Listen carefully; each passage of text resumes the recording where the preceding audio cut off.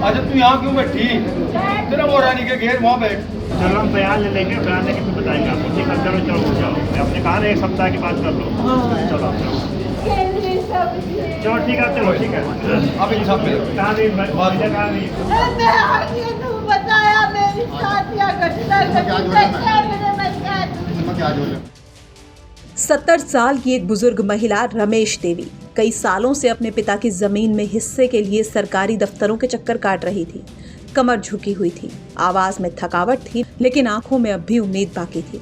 रमेश देवी का कहना था कि वो सिर्फ अपना हक मांग रही हैं, जो उनके पापा की जमीन है उसमें उन्हें भी हिस्सा मिलना चाहिए। लेकिन उनके पिता बार बार यही कहते थे कि ये जमीन बेटों की है, तुम्हें कैसे दे दें।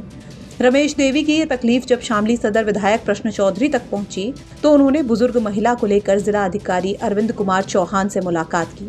डीएम साहब ने न सिर्फ महिला की बात ध्यान से सुनी, बल्कि तुरंत आदेश दे दिया कि इस मामले की जांच एसडीएम सदर हामिद हुसैन करेंगे।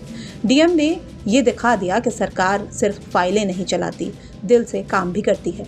अब चलिए आपको पूरा मामला बताते हैं। दरअसल रमेश देवी शामली के टिटौली गांव की रहने वाली हैं। कई सालों से वो अपने पिता की जमीन में हक मांग रही थी। उनके पिता और परिवार के लोग उन्हें जमीन में हिस्सा देने से मना करते रहे। उन्हें कई बार अधिकारियों से शिकायत करनी पड़ी, लेकिन सुनवाई नहीं हो रही थी। डीएम अरविंद कुमार चौहान के आदेश के बाद अब इस मामले की जांच शुरू हो गई है। बुजुर्ग महिला को अब लग रहा है कि शायद इस बार उन्हें उनका हक मिल जाएगा। डीएम शामली की ये पहल एक मिसाल है कि सरकार तभी सशक्त लगती है जब जनता की छोटी छोटी तकलीफें भी सुनी जाती हैं। इस घटना का अंत केवल एक जमीन के विवाद के समाधान से नहीं जुड़ा है कि ये एक पुराने सामाजिक सोच के खिलाफ नर्म लेकिन मजबूत झटका है। वो सोच जो बेटियों को संपत्ति में हकदार नहीं मानती, वो सोच जो ये मानती है कि बेटा ही वारिस होता है, और वो सिस्टम जो अब तक ऐसे मामलों में चुप्पी साधे रहता था। डीएम और सदर विधायक प्रश्न चौधरी की इस पहल ने एक बड़ा संदेश दिया है कि अब सिस्टम बदल रहा है। अब बेटियां सिर्फ पराया धन नहीं रही, अब सरकारी कुर्सियों पर बैठा अफसर भी आम लोगों के आंसू समझने लगा है।